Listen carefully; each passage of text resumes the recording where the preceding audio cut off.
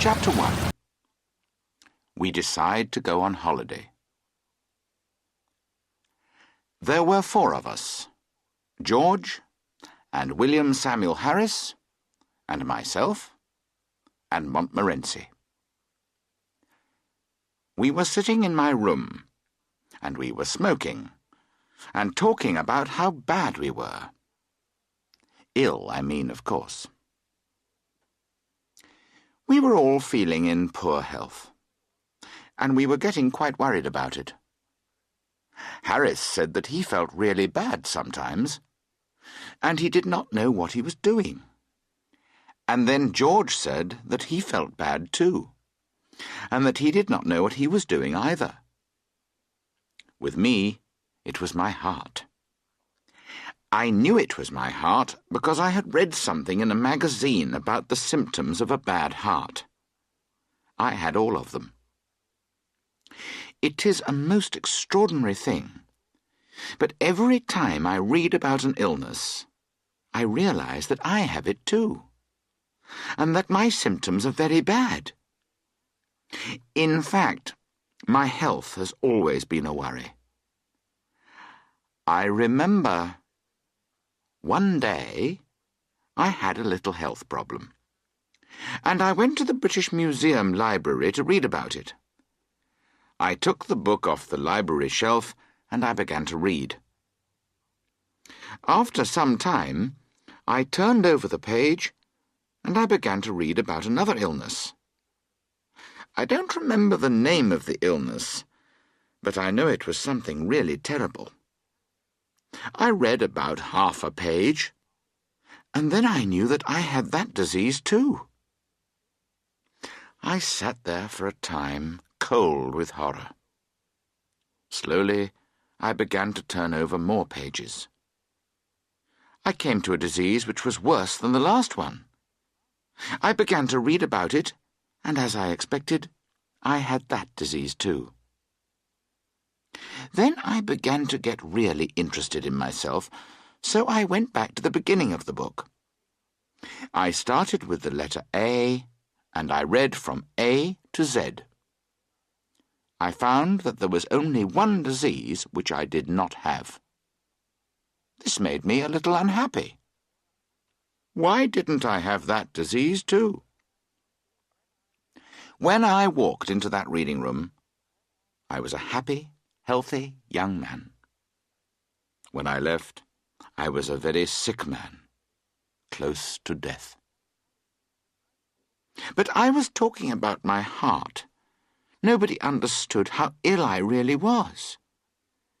I had this bad heart when I was a boy. It was with me all the time. I knew that it was my heart because I had all the symptoms of a bad heart. The main symptom was that I did not want to work. Of course, nobody understood that the problem was my heart. Doctors were not so clever then. They just thought that I was lazy. "Why, you lazy boy, you," they used to say. "Get up and do some work for once in your life." They did not understand that I was ill. And they did not give me medicine for this illness. They hit me on the side of the head. It is very strange, but those blows on my head often made the illness go away for a time. Sometimes just one blow made the sickness disappear and made me want to start work immediately. Anyway, that evening, George and William Harris and I sat there for half an hour and described our illnesses to each other. I explained to George and William Harris how I felt when I got up in the morning. William Harris told us how he felt when he went to bed. Then George stood in front of the fire, and with great feeling, he showed us how he felt in the night. George always thinks he is ill, but really there is never anything the matter with him, you know. At that moment, Mrs. Poppets, my housekeeper, knocked on the door. She wanted to know if we were ready to have supper. We smiled sadly at each other, and then we said that perhaps we should try to eat something. Harris said that a little food helped to prevent illness. So Mrs. Poppets brought the supper in. We sat down at the table, and for half an hour we managed to play with some steak and chips, and with a large cake that Mrs. Poppets had made. When we had made ourselves eat something, we filled our glasses and we lit our pipes. Then we began to talk about our health again. We were not quite sure what was the matter with us. However, we were all quite certain of one thing. We had been doing too much work. "We need a rest," Harris said. "A rest and a change," George added. I agreed with George, and I said that perhaps we could go to the country. We could find a nice, quiet place, and we could sit in the warm summer sun. We could go somewhere peaceful, far away from other people. Harris said that he thought that would be awful. He added that he had been to a place like that once. Everyone went to bed at 8 o'clock, and he had to walk for an hour to buy cigarettes and a newspaper. "No," Harris said. "If you want a rest and a change, then the sea is best." I said that this was a terrible idea. A sea trip is fine if you are going for a month or two, but not for a week. I know what it is like. You start out on Monday, and you think that you are going to enjoy yourself. You wave goodbye happily to your friends. You walk up and down on the ship like Captain Cook, Sir Francis Drake, or Christopher Columbus. On Tuesday, you wish that you had not come. On Wednesday, Thursday, and Friday, you wish that you were dead. On Saturday, you are able to drink something. You begin to smile a little at the kind people who ask you how you are. On Sunday, you start to walk again, and you eat a little. And on Monday morning, as you stand and wait to get off the ship, you begin to enjoy yourself. I remember that a friend of mine once took a short sea trip from London to Liverpool for his health. He bought a return ticket, but when he got to Liverpool, he sold it, and he came back by train. So I was against the sea trip. Not for myself, you understand. I am never seasick. But I was afraid for George. George said he would be fine. In fact, he said he would quite like it, but he thought that Harris and I would both be ill. Harris said he was never seasick. In fact, he had often tried to be ill, but he had not succeeded. It is very strange, but when you are on land, you never meet anybody who has ever been seasick. So George said, "Well, let's go up the river then." He added, "We'll have fresh air on the river. The hard work on the boat will make us hungry, so we'll enjoy our food. We'll sleep well too." Harris replied, "Well, you never have any trouble sleeping anyway. In fact, you're always going to sleep." But in the end, Harris agreed that it was a good idea. I thought that it was a good idea too. The only one who did not like the idea was Montmorency. "It's different for me," his face said. "You like it, but I don't. There's nothing for me to do. I don't smoke. I don't like looking at the trees and the flowers. And when I'm asleep, you'll play about with the boat and I'll fall over the side." Montmorency's idea of a good time is to collect together all the most awful dogs he can find, and then go round the town looking for other awful dogs to fight. But we were 3-1, so we decided to go anyway. Chapter 2. We start to make plans. We pulled out the maps, and we discussed plans. We decided to start on the following Saturday. Harris and I would go down to Kingston in the morning and take the boat up to Chertsey. But George could not leave the city until the afternoon. George goes to sleep at a bank from 10 o'clock until 4 o'clock from Monday to Friday.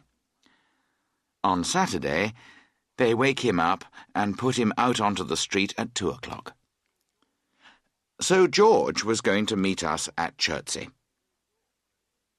The next question was where to sleep at night. George and I did not want to sleep in hotels at night. We wanted to sleep outside.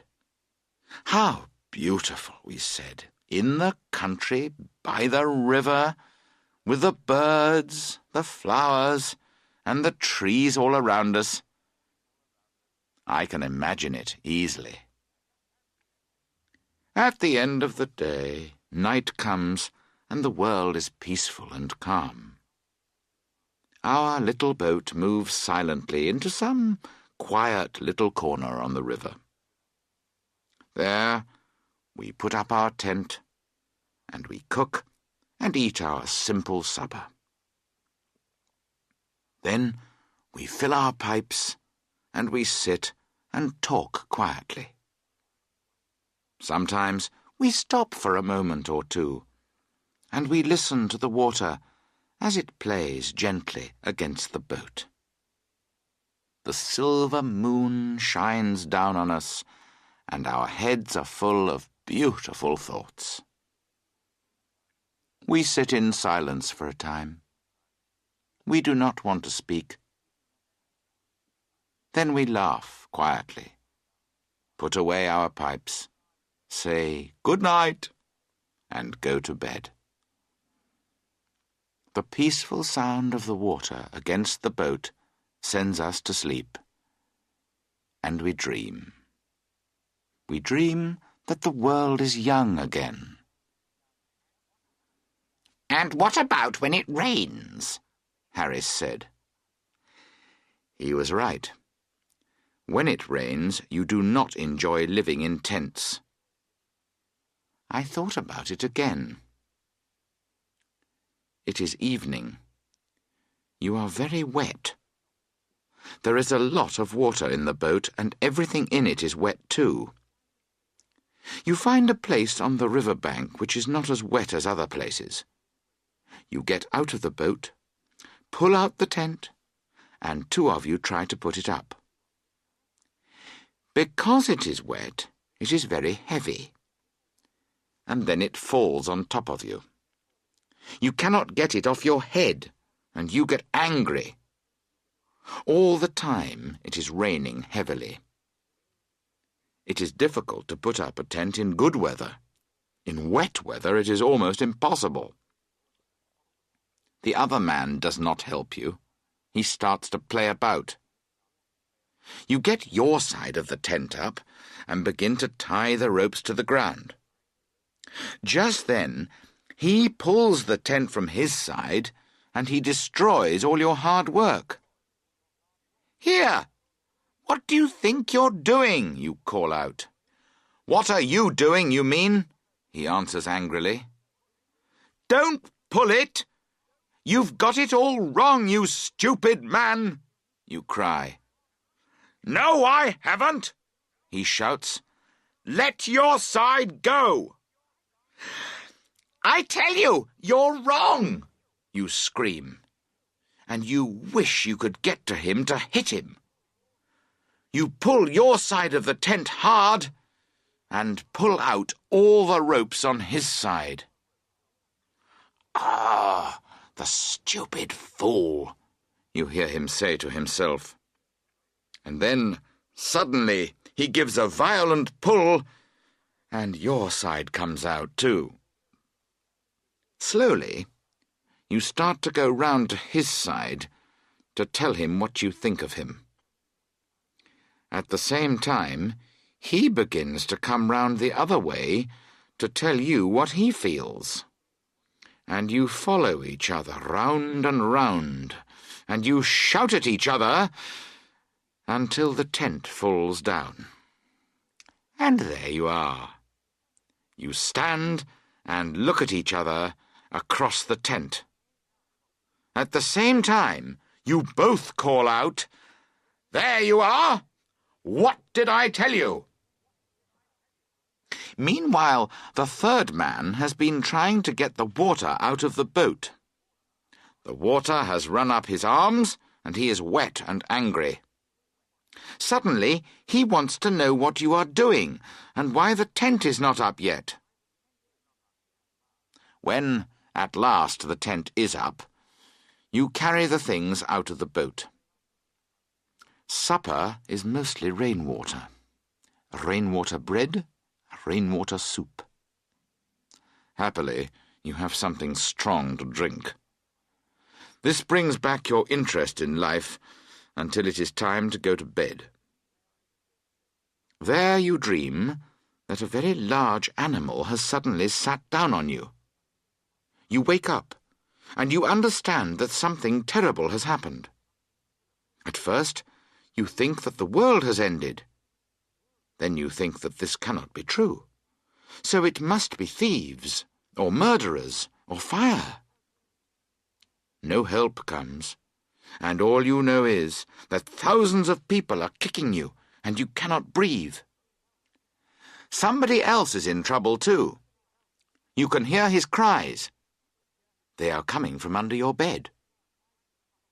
You decide to fight, and you hit out, left and right, with your arms and your legs. You are shouting all the time. At last, you find your head in the fresh air. Near you, you see a half-dressed murderer. He is waiting to kill you.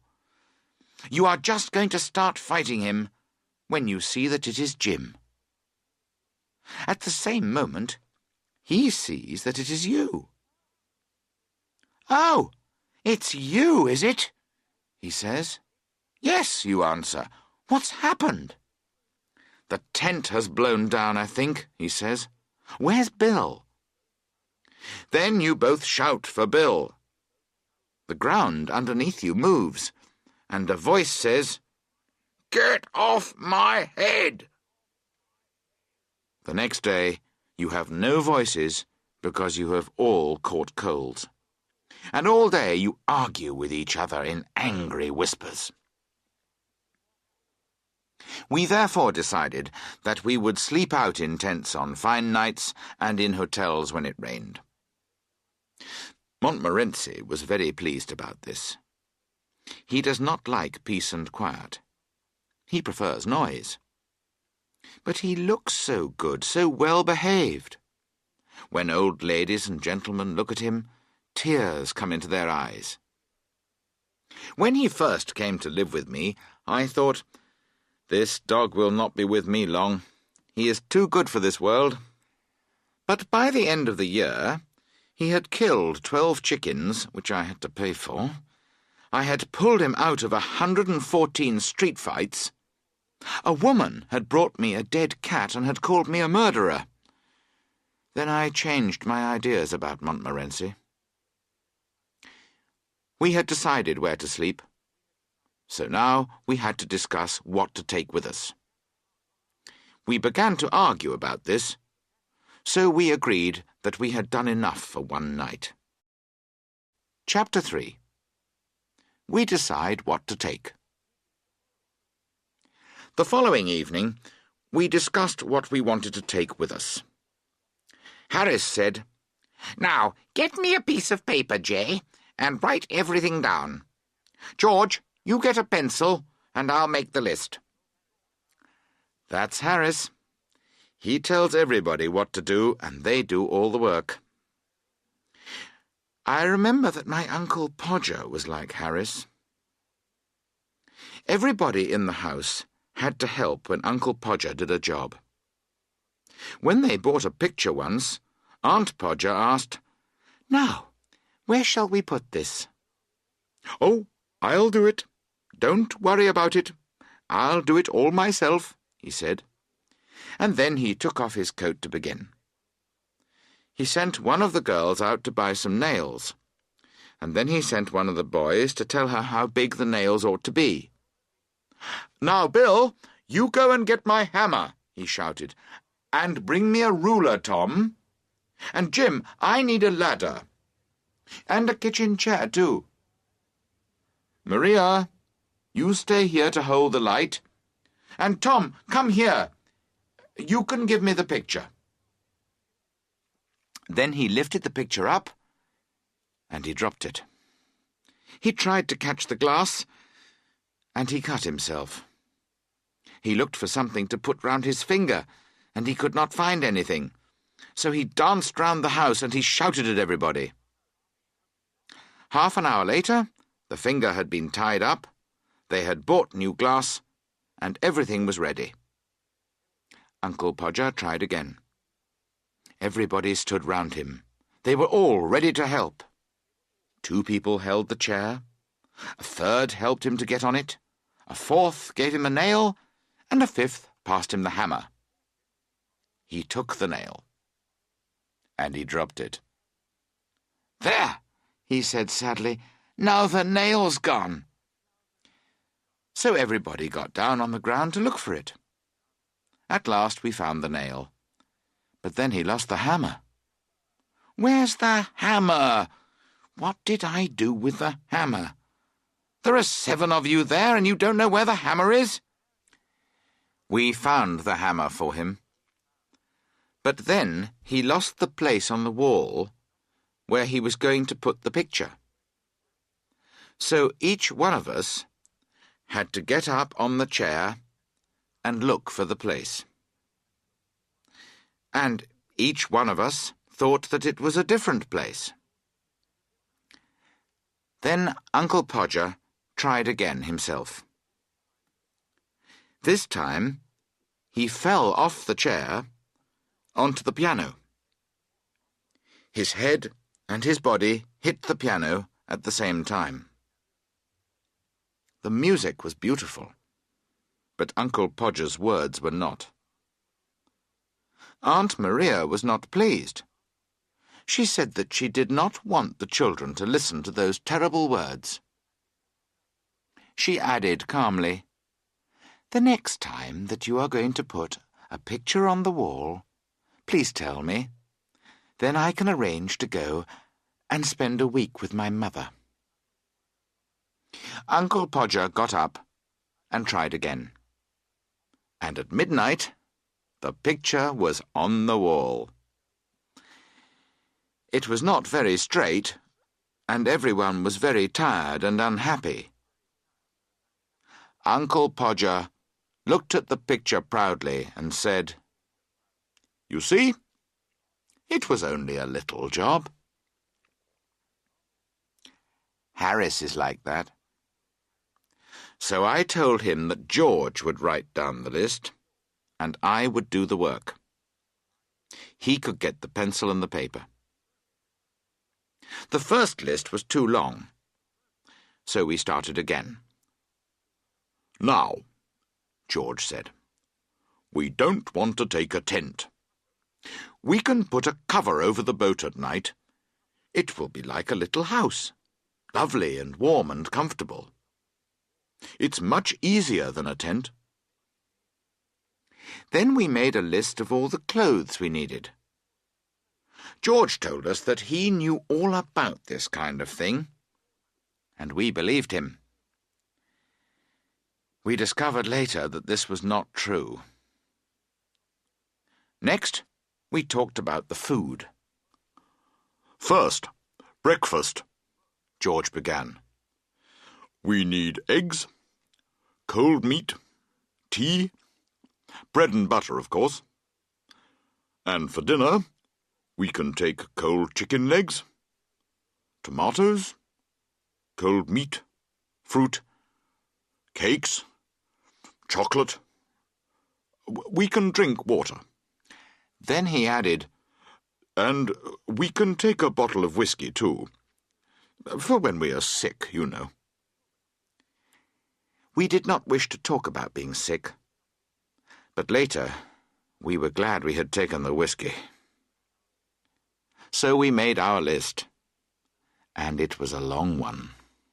Chapter 4. We Pack.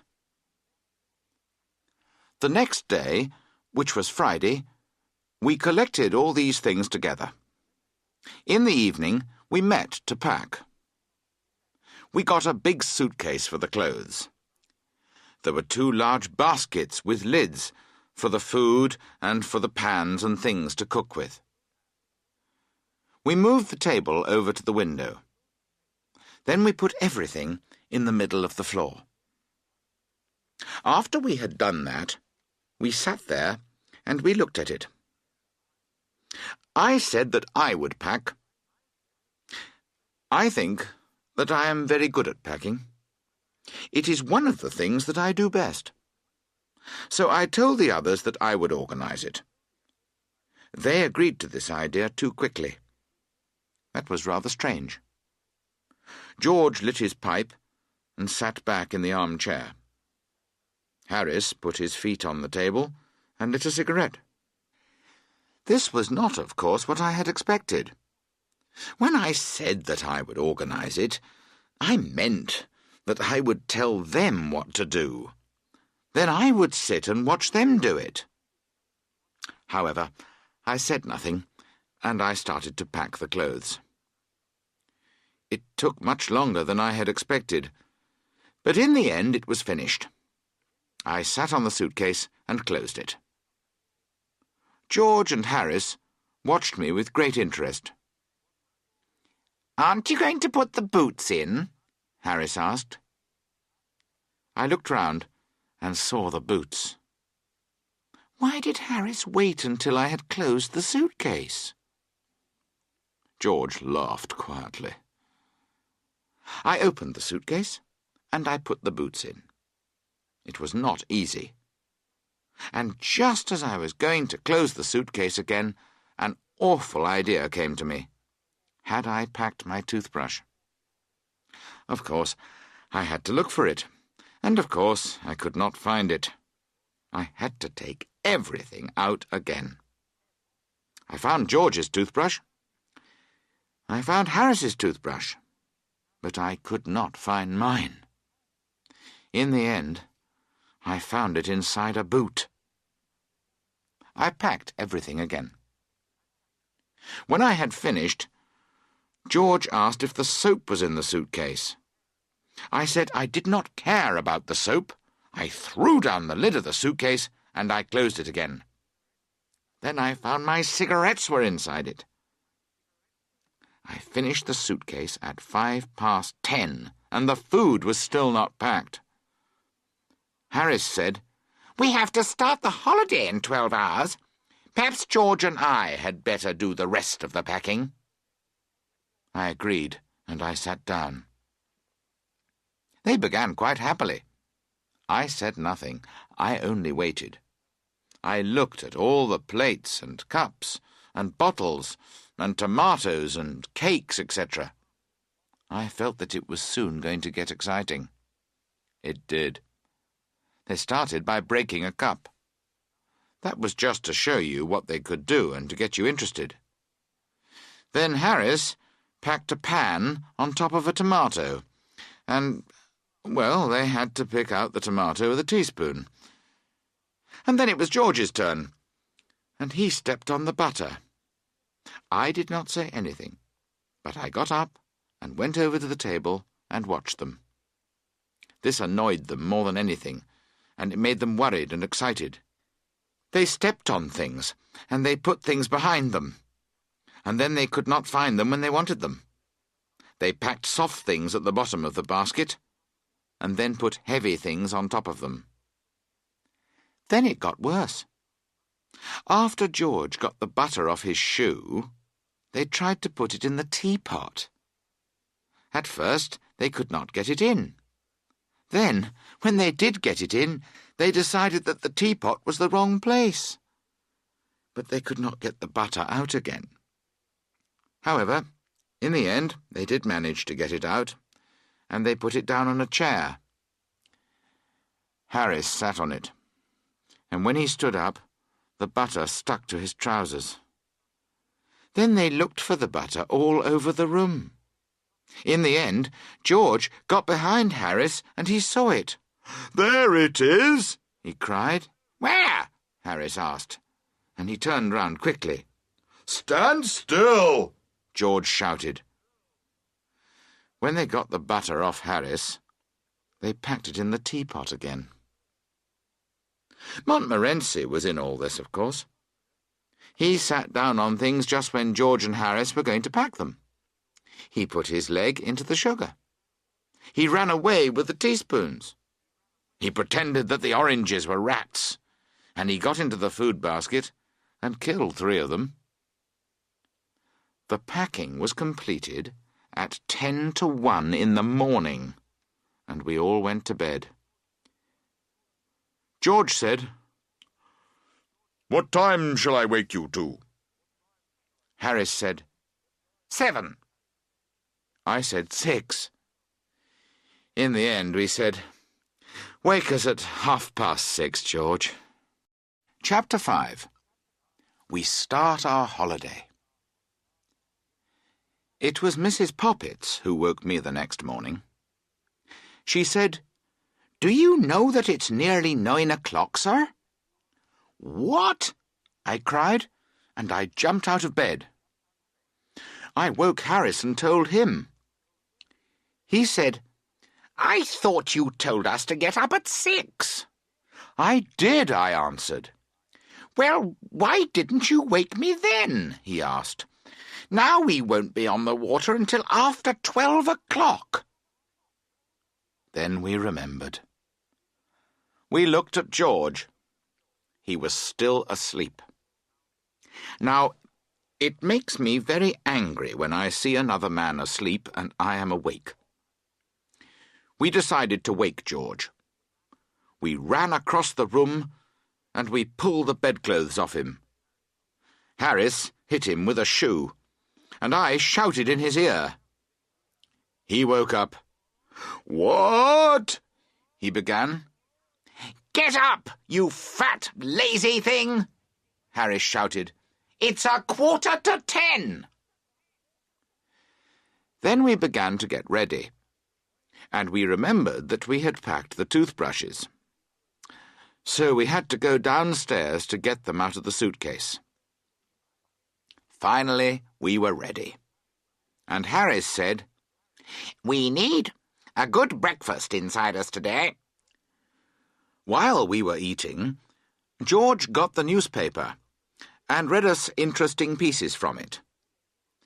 Pieces about people who had been killed on the river, and interesting reports about the weather.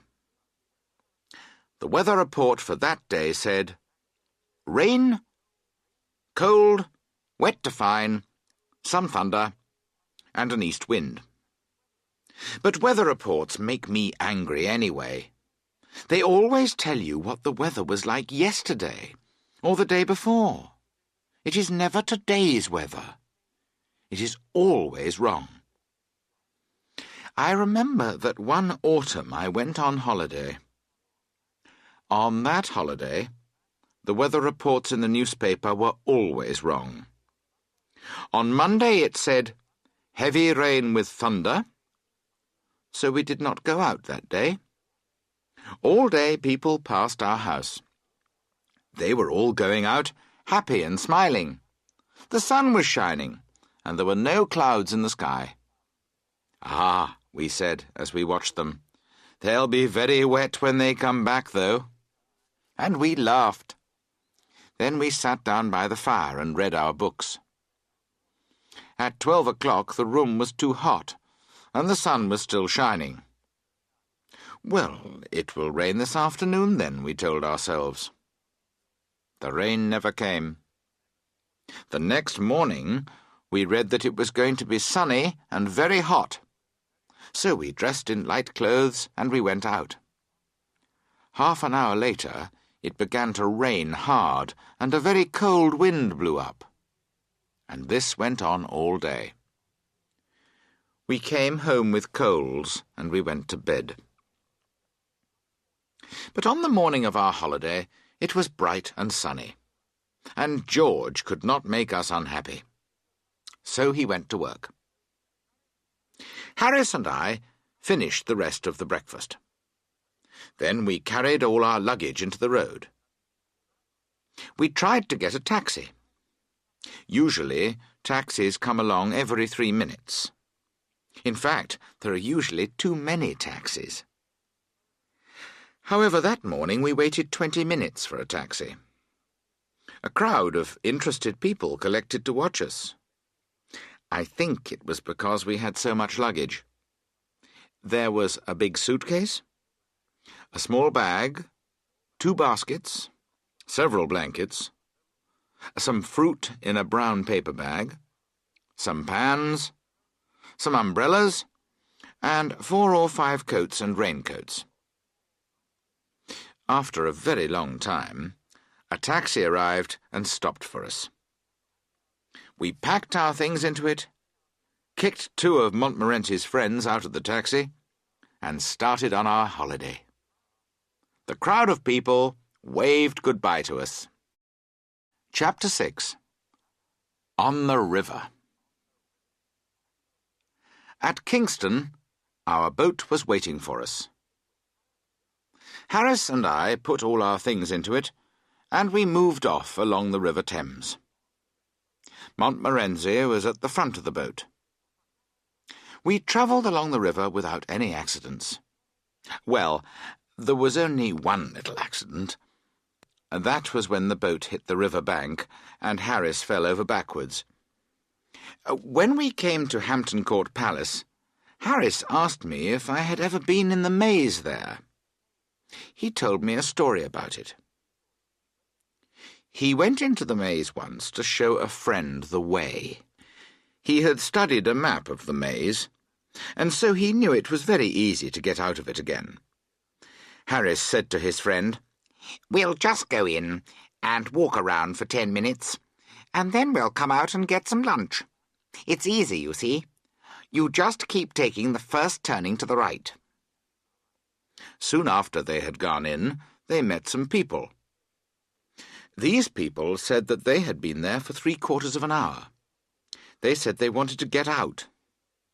Harris said, "Follow me. I'm going out myself in about 10 minutes." The people all said that Harris was very kind, and they began to follow him. As they were going along, they collected other people who wanted to get out. In the end, all the people in the maze were following Harris. There were about 20 of them. Some of them had thought that they were never going to see their friends and their families again. One woman was carrying a baby. She held on to Harris's arm because she did not want to lose him. Harris continued to turn to the right, but it seemed to be a long way. At last, Harris's friend said to him, "This must be a very big maze." "One of the biggest in Europe," Harris answered. "Yes, it must be," his friend continued, "because we've walked about 3 kilometres already." Harris began to think that it was rather strange, but he went on. After some time, they came to a piece of cake on the ground. Harris's friend said that they had passed the piece of cake earlier. Harris replied, "No, impossible." The woman with the baby said, "No, I took it from the baby, and I threw it there myself. It was just before we met you. In fact, I wish I never had met you," she added. Harris got angry then, and he took out his map. He showed it to the people, but one man said, "A map's no good when you don't know where you are." So then Harris said that the best thing was to go back to the entrance and start again. Everybody agreed, and they all turned and followed Harris the other way. After 10 minutes, they found themselves in the centre of the maze. Harris was going to pretend that he wanted to be in the centre, but the crowd looked dangerous, so Harris decided to say that it was an accident. Anyway, now they knew where they were on the map, and it looked easy. So they all started off again for the third time. And 3 minutes later, they were back in the centre again. After that, every time they tried again, they arrived back in the centre. Harris took out his map again, but this made the crowd angry. They told him what to do with his map. Harris felt that the crowd was not very grateful to him. Then they all started to shout, and in the end the keeper came. He climbed up a ladder, and he called to them, "Wait there! I'll come and get you!" But he was a young keeper, and he was new to the job, so when he got into the maze, he could not find them. Then he got lost. From time to time, they saw him as he ran past on the other side of the hedge. He shouted, "Wait there! I'm coming!" Then, 5 minutes later, he appeared again in the same place. He asked them why they had moved. They had to wait for one of the old keepers to come back from lunch and let them out. Harris said that it was a fine maze, and we agreed that we would try to get George into it on the way back. Chapter 7. Harris Gets Angry. Harris told me about the maze as we were passing through Molesey Lock. Our boat was the only one in the lock that day. Usually it is very busy. On Sundays, when the weather is fine, there are boats everywhere. Everybody comes down to the river. They wear brightly coloured clothes, and the river is full of colour. Yellow and blue and orange and green and white and red and pink. At Hampton, Harris wanted to get out and have a look at the church there, but I refused to stop. I have never liked visiting churches, but Harris loves them. He said, "I've looked forward to visiting Hampton Church ever since we decided to make this trip." He added, "I only came on the trip because I thought we were going there." I reminded him about George. I said, "We've got to get the boat up to Shepperton by 5 o'clock to meet him." Then Harris got angry with George. "Why does George have to play around all day? Why has he left us with this big, heavy boat to tow up and down the river? Why couldn't George come and do some work? Why didn't he take a day's holiday and come down with us? The bank! Ha! What good is he at the bank?" He stopped for a moment, and then he continued. "I never see him doing any work there. He sits behind a bit of glass all day, and he pretends to do something. What's the good of a man behind a bit of glass? I have to work. Why can't George work? What does he do at the bank? What good are banks anyway? They take all your money, and then when you write out a cheque, they send it back. They say you've spent all your money. What's the good of that? If George was here, we could go to see that church. Anyway, I don't believe he's at the bank. He's playing about somewhere. That's what he's doing. And we've got to do all the work. I'm going to get out and have a drink." I told him that there were no pubs nearby, and then he started shouting about the river. "What good is the river? We'll all die of thirst. No pubs." It's better to let Harris go on shouting when he gets angry. Then he gets tired, and he's quiet afterwards. I reminded him that we had water in the boat. Then he started shouting about water. He said drinks like that made people ill. However, he said that he must drink something. He climbed onto the seat, and he bent down to get the bottle out of the basket. It was at the bottom, and he had to bend down lower and lower. At the same time, he was trying to steer the boat, and he pulled the wrong rope. The boat turned sharply and bumped into the bank of the river, and Harris fell into the basket. He stood there on his head, and he held on to the side of the boat. His legs were in the air. He could not move in case he fell over. He had to stay there until I could catch his legs and pull him back, and that made him more angry. We stopped under the trees by Kempton Park, and we had lunch.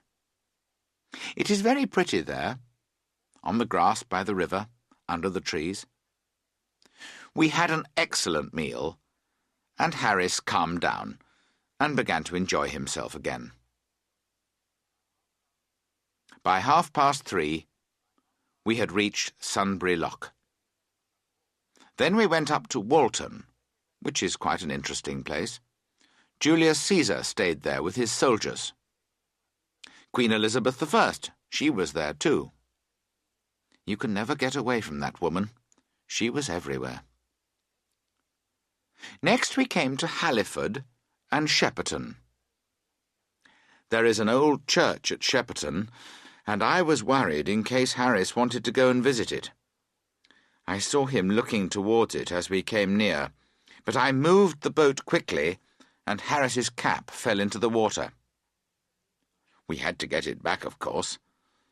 Luckily, he was very angry with me, and so he forgot about his church. As we came up to the lock at Weybridge, we saw something brightly coloured on one of the lock gates. When we looked closer, we saw that it was George. Montmorency started to bark madly. I shouted, and Harris called out wildly. George waved his cap and yelled back to us. The lock-keeper ran out because he thought someone had fallen in the water. He seemed annoyed when he saw that no one had fallen in.